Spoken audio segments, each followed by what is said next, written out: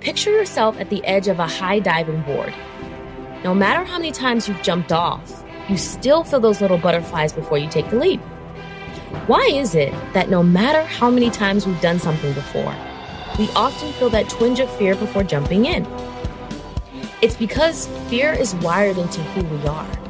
But that doesn't mean it has to stop us from achieving our goals. Because we choose a different path. And that is why the afraid don't get paid.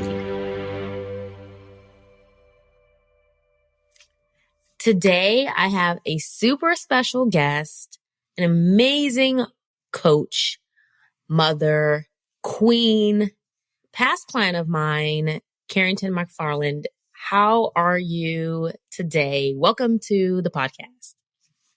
Hello, I'm doing great. I'm excited to be hanging out with you. Congratulations on your podcast. Yay! I know, I'm so excited. This is so exciting, but I'm doing good. Let me just tell you a little bit about Kherington. She's going to, of course, tell us more, but I have been following her for about I don't know how long it's been now, almost 2 years, we'll call it, give or take. And she just pours her soul into social media, her presence, her coaching programs, obviously. And I have nothing but good things to say about her. But I want her to do her own introduction justice by telling us, who are you? Who do you help, Kherington? What do you do? Let the people know. Well, first of all, you're so sweet. Like, not me crying in the club on my couch already, and we're only 2 minutes into this conversation. So thank you. But I am Kherington, also known as currently Kherington, and I am an influencer marketing mentor. I help influencers who want to work with brands and really, really nail down like their strategy with their content and attracting the right brand partnership. And I do that through my signature group coaching program, Know Your Influence. Yes. So that's a little bit about me and who I help. So if you're trying to go from winging it to winning, then you're in the right corner of the internet if you hang out with me. Yes. You guys have to follow her. Of course, all of that will be in the show notes. I'm so excited for what she's doing and how she's really changing this industry, and changing what we think of around micro influencers and influencers in general. She is really the real deal. So let's tell the people a little bit more about like how we found each other. And then we'll go into, I think it's just funny how, again, you joined Direct Message to Profit. So I want you to share with them like how you joined, how you met me. And then of course, what about it was what made you interested in the program? Yeah. So I feel like we just crossed paths in the DMs naturally. In the DMs, right? We had a coach in common, but we both were in completely different programs of hers. Mm-hmm. And so I can't remember if you reached out to me or if I reached out to you, but that was the basis of like our first conversation. I feel like knowing me, I probably slid in your DMs because I'm right. on DMs always. Yeah, so that definitely is on brand. So I think that's probably what ended up happening. But yeah, so that's how we kind of got into contact at first. And then you had invited me to do a live with you. So we had a live that we had done together. And then we just always kept. I forgot about that. Yeah. And so like we always just kind of like kept in contact from there.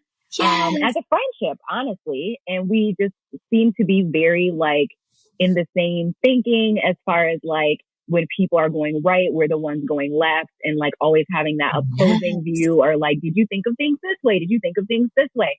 And so we just naturally like fell into that together. But as far as Direct Message to Profit goes, I always was tuned into your content in general. And so when the opportunity came around to join Direct Message to Profit, I think the thing that's interesting is that I always knew that you were the coach for me, but I needed to qualify myself to make sure that I was the right fit for you, right? Ooh, and like, hold on now. I love that. What do you mean by that? Well, I mean, and maybe it comes from the fact that I am also in the coaching space, right, and that I've also taken it very seriously as far as like the investments that I make in the coaches that I work with.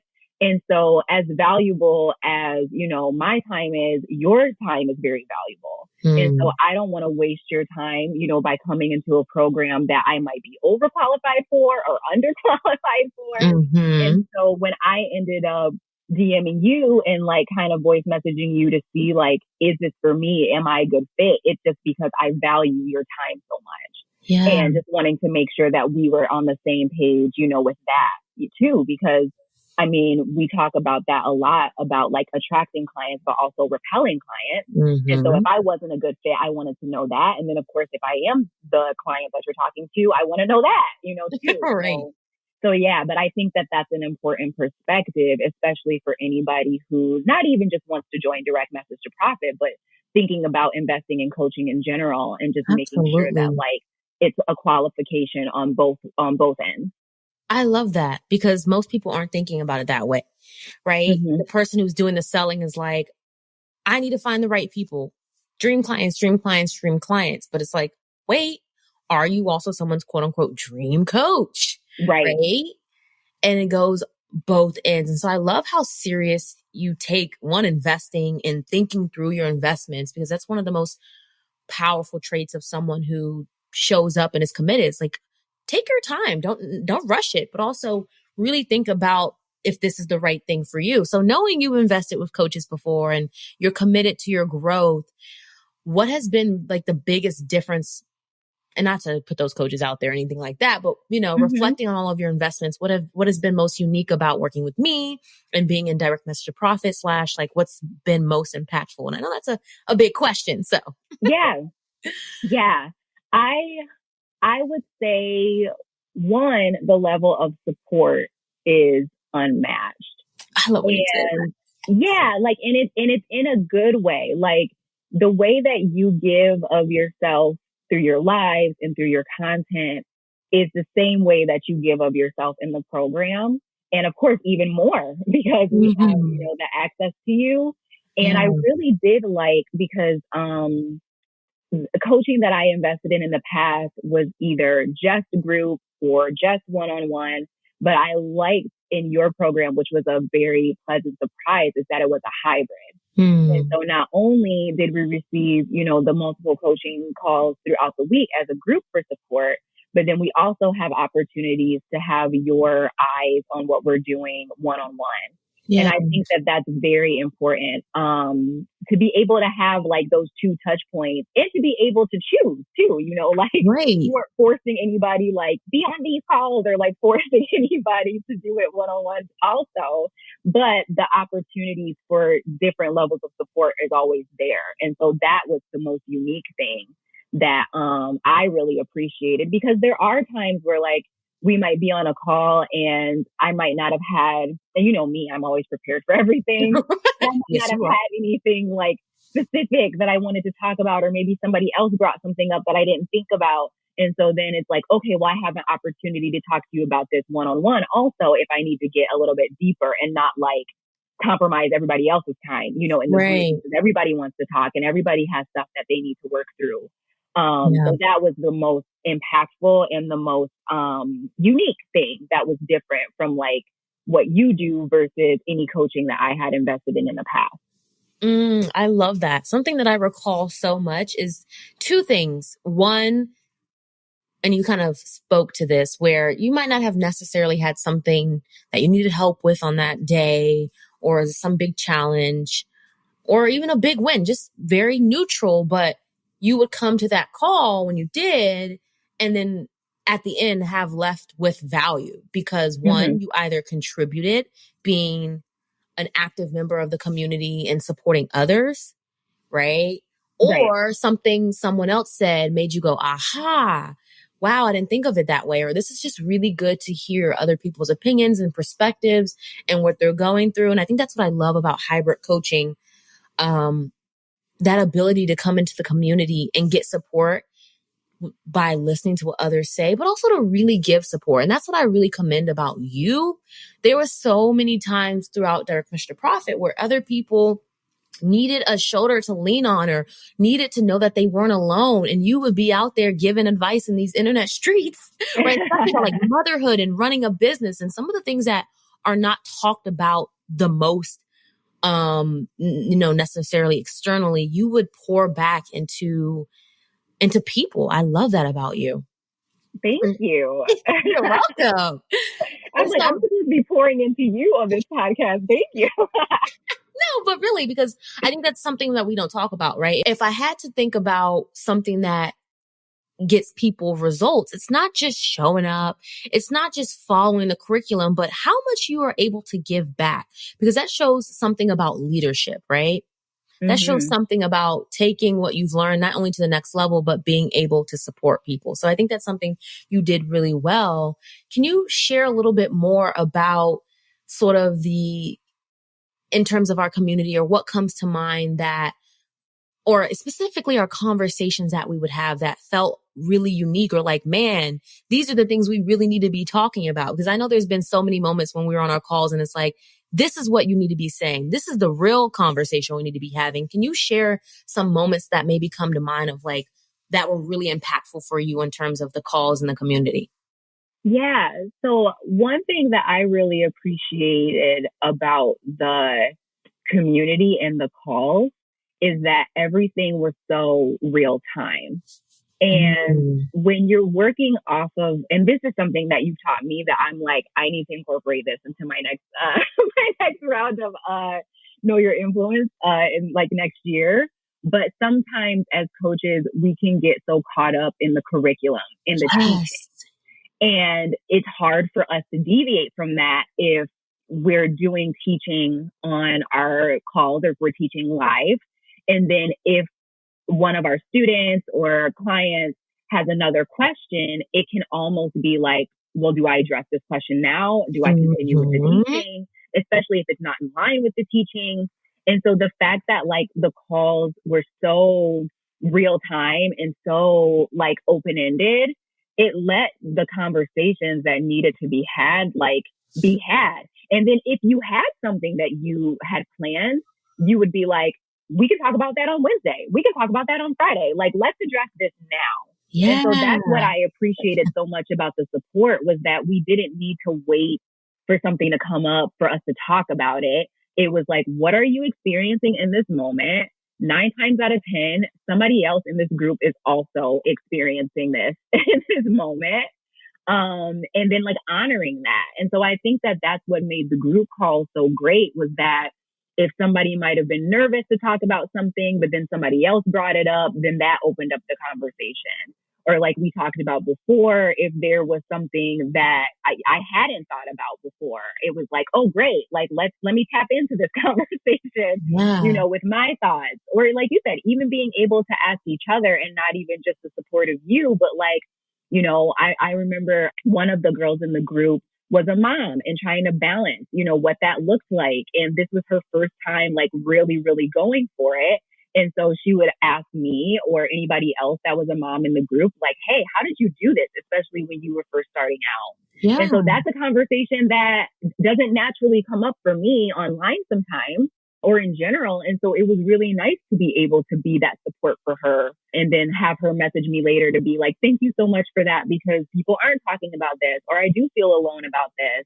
And so it's much bigger than just like, this is how it goes down in the DMs, but just like in general of having that community of like-minded people who are kind of like in the same space for the most part, and just like navigating that together. Oh my gosh, I love that. It's so much bigger than just DMs, because it is, even though it's called direct message to profit. But something I really love that what you said is you're really speaking to like not being afraid to go off the plan, go off track, quote unquote. And I think that's so important to say, especially if you're new to coaching or new to doing group coaching. It can feel like you have to stick to the curriculum. It's 12 weeks, 12 modules, and that's it. But what if someone gets stuck at module 2? Do we keep going, or do we talk about that now and take a pause? And so that's something definitely about my coaching. I'm very much, we have a plan, we have a curriculum, we have, documented, proven processes, but we also have life, and we have things that we're going through now. And sometimes that needs to be addressed over follow the live video outline, right? And so I think you're speaking to that, but also what you shared about other people tapping in because you're a mom and they're a mom. I am only one person with certain experiences. One thing that I've realized as a coach, but also I want you all who are listening to realize is like, you don't have to know everything. That's not your job as a coach to know everything or to provide all of the answers, especially in a group. You're facilitating a transformation and allowing other people who know just as much or have similar experiences to chime in. I'm not a mom yet, right? So I can only give but so much advice. And so that's a perfect example of like, allow people who have that experience to chime in. You're still a good coach. Doesn't mean you don't know what you're doing. And I think that's something that we can start thinking of as coaches of like, oh no, I don't want my clients to take over or feel like they're the experts, right? All of these thoughts, right? And that's the beauty of a group a program. You're helping your clients, but also your clients or your peers are helping your clients. Right. I love that. So I want to dive. We're going to switch the topic a little bit because we hit on it a little bit. I was talking about live video. That has been the sort of foundation of my business, pretty much live video and DMs. Some people either hate it or they love it. But a big part of direct message to profit and enrolling clients in the DMs or getting people in your DMs and generating interest stems from live video. I would love for you to talk a little bit about this process and the seller's journey method and all of it, how you felt when you first started it, because I know it wasn't always rainbows and sunshines and unicorns, and how it's really impacted your business on a deeper level and really transformed you as a coach. Right. So as far as live video goes, that was something that I was already incorporating into my content strategy. And I actually learned to love it. When I first started it, I did not love live video, but I knew that I needed to kind of like elevate in a different way or communicate in a different way. And so I had already been incorporating live video for at least a year, almost a year and a half before I joined Direct Message to Profit. So that in hindsight, I'm happy that I already like had that going. Right. The great thing about the seller's journey method though, is that it really did flip my perspective about how I approached my live, because I knew that I didn't want it to be how-to content. Like I was already well beyond that, well past that. But I also knew it needed to be some type of like transformative conversation or like something to make my online community think deeper, you know, about their perspective or just kind of where they were and like really shifting their perspective, especially when it comes to brand partnerships and content strategy and all that stuff. But I was having a hard time, which was one of the reasons why I ended up joining Direct Message to Profit, is I was personally having a hard time with like communicating the value of my program and just like what that transformation could look like. So I knew I needed to elevate. There, because we talk about communicating value all the time in this industry, but clearly a lot of people don't really know what that means. What did that mean at this next level for you? Clearly you had already enrolled clients. You're not new to live video. You're not new to business. But what was that next level of communication like for you that you needed to tap into? Yeah. So I think one recurring thing that kept coming back, and that was in our conversations, like in group and in one-on-one, was to speak to my clients' desires versus their pain points. And so I was very good at, you know, this is the problem. This is where you're struggling. Right. Like, you know, and that's hard. And I think I didn't realize it until I went through the seller's journey method of like how important it is to have that balance. And even just in regular conversations, like I could use like my relationship, for example, with my husband. If my husband was always coming down on me, like, am I going to perform better? Like as a wife, like, you know, like, am I going to be like, of course I want to clean. Of course I want to cook for you. Let's go on a date. Like, you know, no, like I would be like, this dude, like, is he really talking to me like this every day? All right. That's a good analogy. I love that. Yeah. So when you translate that to showing up live, especially if you're somebody who shows up live weekly, if every message that you're bringing on somebody is like, this is the pain and this is this, and, you know, like, not only is it going to get repetitive, but then it's like, man, like, am I really doing this bad? Like, I know I need to be doing better, but like, what's beyond that? And so you really helped me, and the seller's journey method really helped me to be able to like elevate my messaging and communicate the value, but from a completely different perspective. And not saying that I won't ever speak to pain points again, or I won't ever speak to struggles, but balancing it of like, this is the desire you have as someone who wants to be an influencer full time and to be paid by brands. But it's not about the money. It's about the freedom, that you can get. And like, just kind of really speaking to that, versus always being like, well, you don't know how to do this, or you don't know how to communicate. Like, we already know that. That's why you're here. That's why you're coming to my life, right? This is why you potentially want to work with me. What's after that? Yeah. So I think that that's kind of like, again, one of the bigger like aha moments that I had of just kind of like, okay, if I'm really going to elevate, what other ways can I do that? And it's even just with like tweaking, some of the topics that I talk about and like the energy and just like where I'm coming from with it. I love this. This is so good, right? It really, when we, again, constantly talk about pain, and I gotta admit, I'm spicy, I'm a little sassy, so I love calling people out, snatch edges, all of that. And that can be a form of pain, but it's like people want to hear how it's possible as well. And they want to think oftentimes, well, we're selling things that we've done in our transformations. They're like, how did you get there? And so it can feel kind of odd talking about desires all the time, because I think that's just not a common thing, especially when it comes to content marketing. You hear talk about their pain, hit their pain, but that's like next level coaching, as well as really being a visionary and a champion for your potential clients, your audience. And that's something that I had to make shifts in as well when I was on my journey of just developing live video and developing these strategies, and really look at clients enroll not just because I know how to identify their problems, but because I've clearly outlined the path to getting to the desire and the results. And that is just as powerful. Now, I want to dive a little bit deeper too into this whole how-to content, because again, this is something that we talk a lot about in the industry.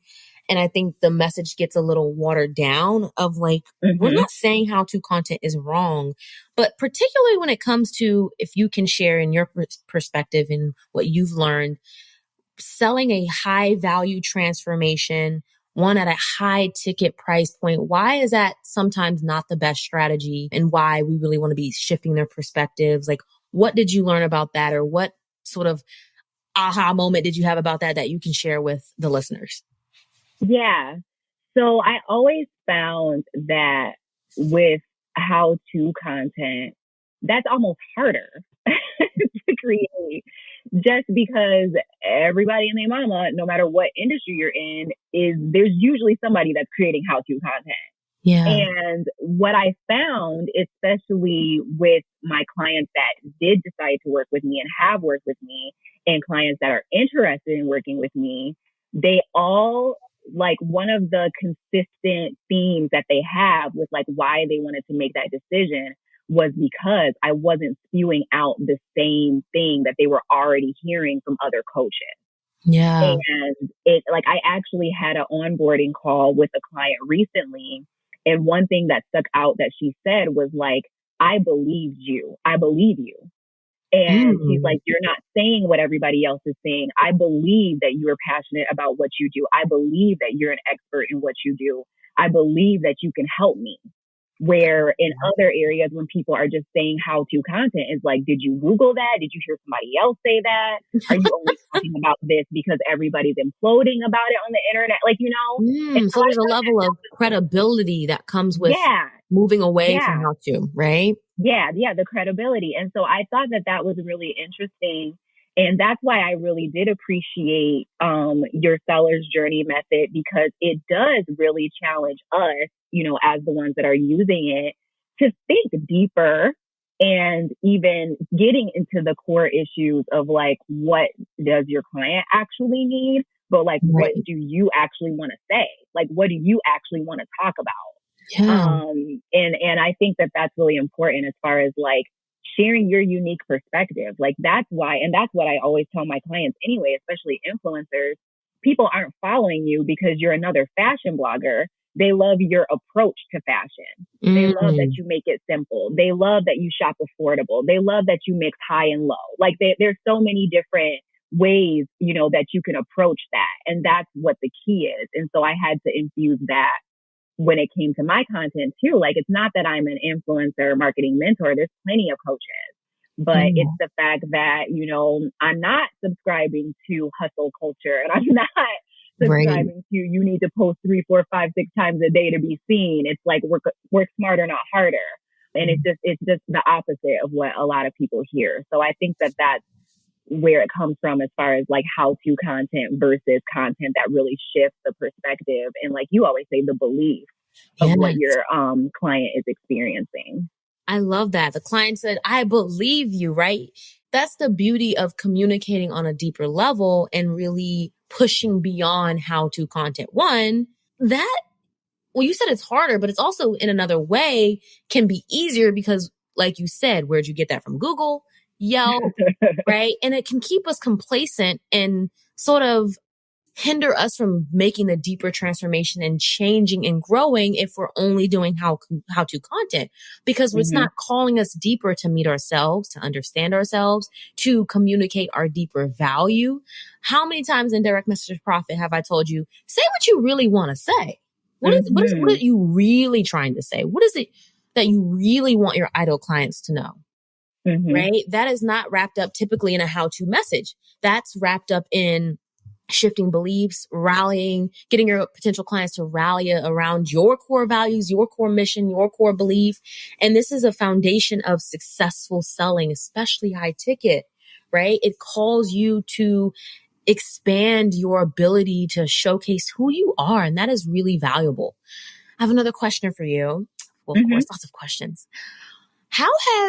Let me start with a big misconception. A lot of people think, I just need to learn DMs. Like, I just need the script, right? It's just DMs. That's the problem with my business, right? When it comes to wanting to earn income, as we both know, it's deeper than DMs. It's communication, it's mindsets, the deeper work, all of that, right? Same thing with selling in general. People think, oh my gosh, I'm just not hitting my income. I just need to fix selling. I just need to work on the strategy. How has really transforming yourself and going through the program, which hits on different areas of mindset and sales and strategy and all of that, how has that made you become a better coach? Because selling is actually very connected to becoming a better coach. How has selling empowered you to become a better coach or taught you to become a better coach?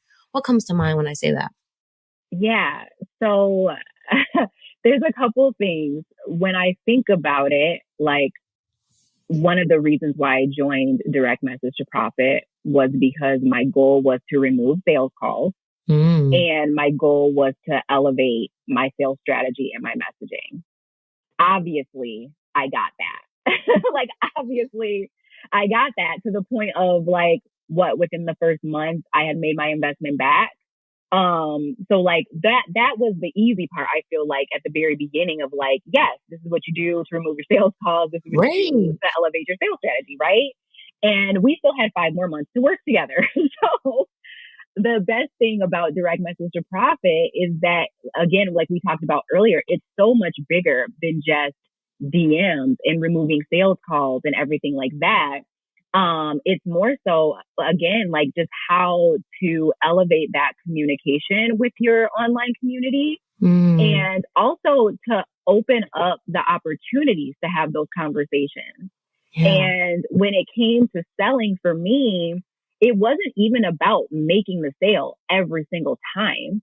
It was more so about getting that confidence every time I started to have those conversations with clients in the DMs and helping them to make a decision about potentially joining or not potentially joining, and just kind of walking through that process together. And so that became easier and easier and easier for me. And I started to get less anxiety when people would message me. And when I think about how I started to where I am now, I get DMs from people now, and it's not even a second thought. I'm like, oh, okay, this is what we need to talk about. Oh, you filled out my application form. Let's talk about that. It just becomes so much easier. And I feel as far as how it's made me a better coach, it's all about the communication. And even with, like you said, let's just say, for example, oh, I need a script for this and this and this. Just how we're like-minded in my group coaching program, I don't give a script for pitching. I don't give a script, for certain things, because just like brand partnerships aren't one size fits all. The DM, like talking to people in the DMs is not one size fits all. The objection might look the same, but there's going to be different, like nuances to it, because there's different people. And so once you can kind of like get a handle on that, I feel like that's when things just like completely, at least for me, shifted of like, we're not robots. I'm not going to have a canned response for every single person, and that's not who I am as a coach anyway. And so it's like making every experience just like so different, approaching it different every single time. And that's what made me a better communicator. And then that's what also like really shows in my coaching style too. I love that. That's so true, right? This is why it goes so much deeper than DMs. The act of having conversations is a whole thing. And of course that helps us get clients, but then it's teaching you how to navigate a conversation, which is what you do when you're on a coaching call with a one-on-one client, right? You're navigating a conversation, what to say, when to say it, how to ask better questions, how to be more insightful and more profound, how to listen on a deeper level and challenge, right? Those are all components of what you might potentially do during the sales process in the DMs, which is so powerful. Something that keeps coming to mind of a conversation we had, and I think it was early on, where we even got in the voice channel on Discord to talk about it. And it was when you were in a DM conversation and the client had some objections. I think she was moving or something like that. And you were kind of like, how do I navigate this? She's serious, but she's not. And you were like, do you know what I'm talking about? Do you remember this experience? Yeah. I feel like it's overlapping because I had a couple clients at the same time who were kind of like, I don't want to say like making excuses, but they were just like, I really, really, really want to join. I know this is for me, like this, but I have this thing going on in my personal life, but I don't know if I can commit to the financial part of it. And like, and so, yeah, I do remember that. Yes. And the reason I brought that up is because I think that was a big shift where you were kind of like, I think I'm just going to let it be. And I kind of challenged you to be like, how about we take it deeper? And it's less about forcing them to make the decision or they need to invest, but more about like, is there something deeper there? And how can we maybe ask questions and be insightful and have that visionary sort of perspective and energy when we come into the conversation to see what else is going on. And I think that prompted you to go back and be like, you know what, let's have this conversation. And you found out some more impactful information that really then helped you get more clarity in the decision that person was making. And I brought that up because it's so easy to hear objections and then say, I'm done, right? Yeah. But it's like, can you share a little bit more with the audience? Like if people who are facing objections right now, sales calls, DMs, wherever the objections are, can you share some of the perspective shifts that you had when it comes to overcoming objections that helped you to, one, either do that or just think about them differently? Yeah. So I will say one really big thing that you, or lesson that you taught is to make sure that you're detaching emotionally from the sale. And that was something that I used to struggle with a lot before I joined Direct Message to Profit, because, people view their business as their baby and like they start to take things personally and everything. But when you can emotionally detach from it and just look at the facts and, like you said, what exactly are they saying, that it doesn't have anything to do with you, it usually has more to do with them. And they'll acknowledge that. That just makes the conversations that you have much easier to navigate. But then it also gives you, more perspective. And like you said, you have the ability to be able to rise, as a coach in that situation, and everything too. So I feel like that's one of the big things is like detaching emotionally and looking at it for what it is. And then you kind of start to have more, of course, the more conversations you have, the easier that it will get and the quicker you'll be able to discern like, okay, I do need to dig a little bit deeper with this person. Or there might be times where it is okay to just kind of like let it go for a minute, or like come back to them and circle back to them at a different time. But the only way you'll know that is if you continue to have the conversation. And like you said, and not just be like, oh, well, they said this, time to peace out. Well, they meant this, because there are plenty of times, even for me, and I want to say, even in our conversation, when I said I wanted to join direct message to profit, I knew it was for me, just like my clients know. I knew you were the coach for me, just like my clients know. Right. And it was more so just like, okay, how am I going to swing this financially? Right. And asking the questions that I needed to ask and not being afraid to have that conversation with you. And so maybe that's what we have to do, as coaches, is like not shy away and be like, oh, well, I feel salesy and this and this and this. It's like, at the end of the day, we're running a business. At the end of the day, our clients know that we're running a business. And the best way we can effectively do that is to have these conversations, even if they are uncomfortable. In those situations where I had, the client who was moving, or I had the client who couldn't swing it financially, having those tough conversations with them, they actually ended up coming to the decision of joining. And so, like, if I would have let it go, who knows if they would have ended up joining. Right. But being able to have those conversations and level with them, they were like, oh, I didn't know you had extended payment plans. Yeah, I can do it. Or, oh, actually, it's more about me. It's not even about the financial. I'm going to be able to pay in full. So, like, you just never know what can happen with it. But the important part is just to make sure that you're continuing to have the conversations and refining, like how you approach them. And then that's when everything else will start to kind of like fall into place. Something you always say is scare money don't make no money. Okay. Don't make none.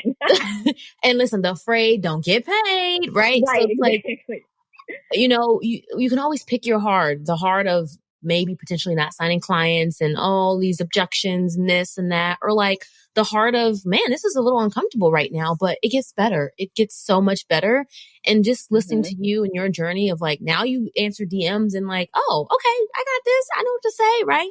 And it becomes exciting to be like, I can help people. They're sliding in my DMs for a reason, knowing you can help people, knowing you're a money making coach, and that they want to work with you. Right. It's just sometimes, like you said, figuring out how. And I think that's such a big perspective shift that people need to have. If you're messaging people or they're messaging you, like, treat it as they want to work with you. It's just how potentially, if there are objections or something, they're going to have to figure it out. And you can co-create with them and have that conversation to potentially help them do that. And that's really sort of how I see objections in the first place anyway. People who aren't interested don't have objections. They're not going to be talking to you really. They're going to be like, bye, right? But man, I don't know. I don't know if I have the time. They're considering working with you. And so that's actually a good thing. So I have another question that comes to mind. Sort of, we've been talking about all these amazing things about the program and what you've done and your results. What was actually something that was really hard? Maybe about my coaching style or just things you were going through, different shifts that happened, something in the curriculum. I don't know, something that was challenging for you at the beginning that you really had to work through, but then became rewarding or a part of your growth and a really powerful lesson for you. Yeah. So I think the thing that was hard for me was I knew I needed to elevate my sales strategy and I knew I needed to do something different, but I was so used to the way that I was already doing it that it was hard for me to kind of like submit to a different way of thinking about it. Yeah. And it's so funny because you're always like, I like stepping out of my comfort zone. I know I need to step out of my comfort zone or whatever. And it's like, clearly I knew that. Otherwise I wouldn't have joined the program. But I don't think I realized how hard it was going to be for me to like try to incorporate something different, even though I knew that's what I needed, if that makes that does make sense. Yeah. And so growth ain't easy. Right, exactly. And so one very specific thing that comes to mind for me is the fact that I am a planner. And I'm an Enneagram 7. So that's like not even like on the spectrum for a Enneagram 7 to be a planner. But I guess when I am stressed out, that's what I default to is planning. And I, plan out my content ahead of time and I plan out my lives and my topics and like all of these things. And one thing that you really challenged me to do was to not plan. To say, and to bye just bye planning be. for a moment. Let's just depart. Yeah. Let's divorce from planning. Yeah. And to just be and to just show up and to say what I want to say and to say it how I want to say it. And that was really hard for me to do at first, especially the first time around when I did the seller's journey method. It was really hard for me. But then the second time around, it was completely different energy because I think I even said it on one of our group coaching calls, like, hey, I showed up randomly on a live one day. It was one of my best lives that I had done, you know, like not even just with the statistics, but like how the live was facilitated and like all of the conversations I was having afterwards. And my business didn't burn down. People didn't unfollow me. People like, you know, or whatever. Like I didn't break out in hives. Like it was fine. Like everything was fine. So this time around, it was like this last seller's journey live that I did. It was so different because I was comfortable and I had like loose things that I was talking about, but it didn't necessarily have to be that way. Yeah. And it just was so much easier. And again, like the people that were showing up on the lives, like they were here for it. And they were even like, this is great. Like, I love that you're talking about this, or I love that you're showing up in this way and everything too. So I think that was one of the biggest things that was like so hard for me. But the minute I just was like, you know what? Like you said, scared money don't make none or whatever. They're afraid don't get paid. Like, let's just do it. And it's better to do it and get the feedback that you need so that way you can tweak it and refine it versus not doing it and like staying in the same place and staying stuck and like wondering what you need to do next and all this stuff. I didn't need to wonder what I needed to do next. I just needed to do it or whatever. That is powerful, right? Yeah. And so that was the biggest thing. Yeah. That like, it was hard for me, but now that's like the least of my problems. That's the least of my problems now. I love that. What one big takeaway I have from just hearing you play back all of the things in your time in the program is that I don't even want to just say follow the process, because it's not that you literally need to follow every single thing that Candace tells you to do in Direct Message to Profit, but that you did trust it overall and that you were committed to betting on that process, but also consistently betting on yourself. Because like you said, running a business is not easy. A lot of people just like, oh my God, I want to hit 10K months. I want to do this. I want to do that.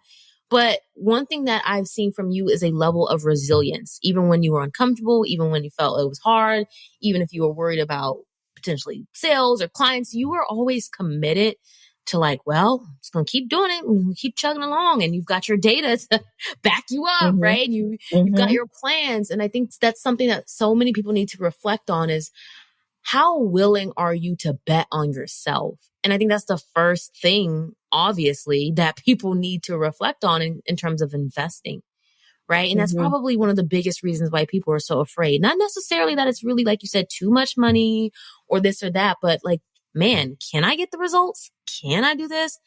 Am I capable? Will it work for me?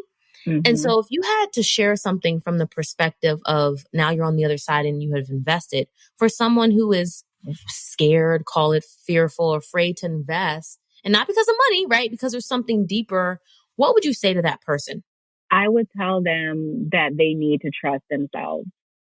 And that's the most powerful, I would say that's the most powerful thing that I learned about myself through the process of Direct Message to Profit and working with you and just having your support and everything, was that I needed to trust myself in every step of the way. Because obviously I got myself to this point, right? Like I got myself to this point. We're getting ourselves to this point.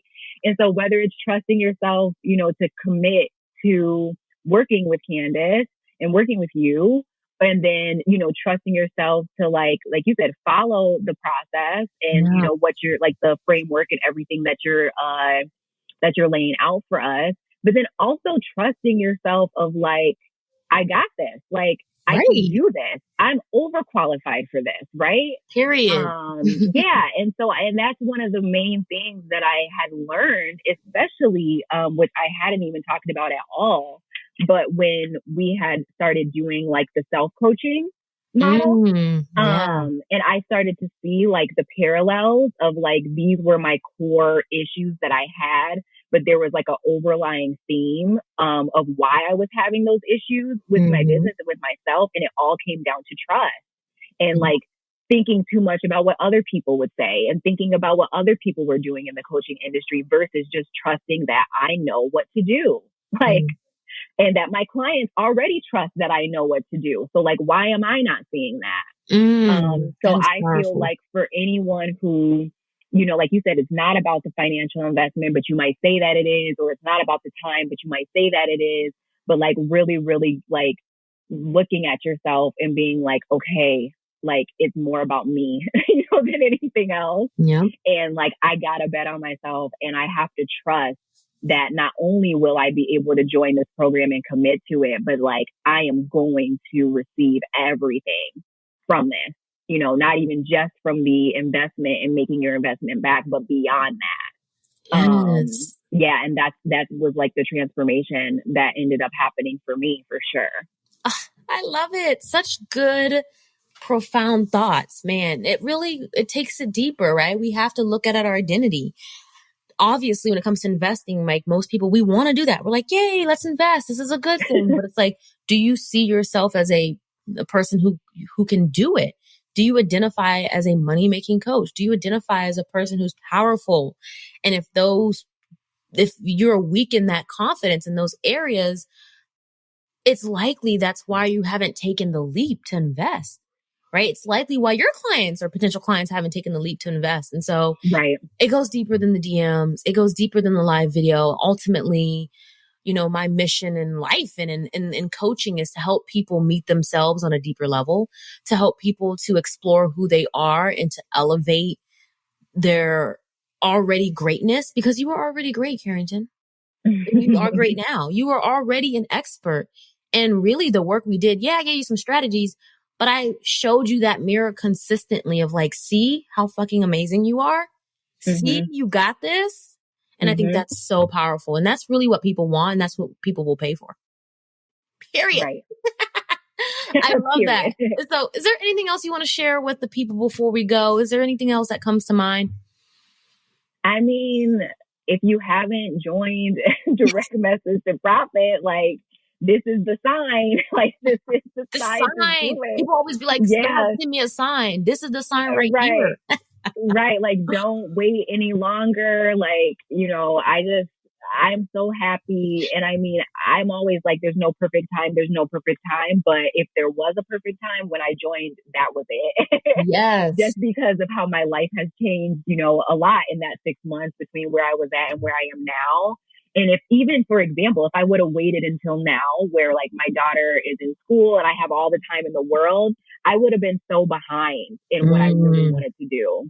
And so me investing 6 months ago and being like, this is actually going to pay off better for me in the future, because then when I do have that free time, I already have a plan. I already can hit the ground running. It's not like trying to backtrack and figure it out. Right. Like, and that's one of the things too, if anybody's thinking about timing and all that stuff, like just do it. Like, you have all the support in the world from Candace. You have all the support in the world from the group. Everything that you need is at your fingertips as far as resources go, and to be able to work as you go.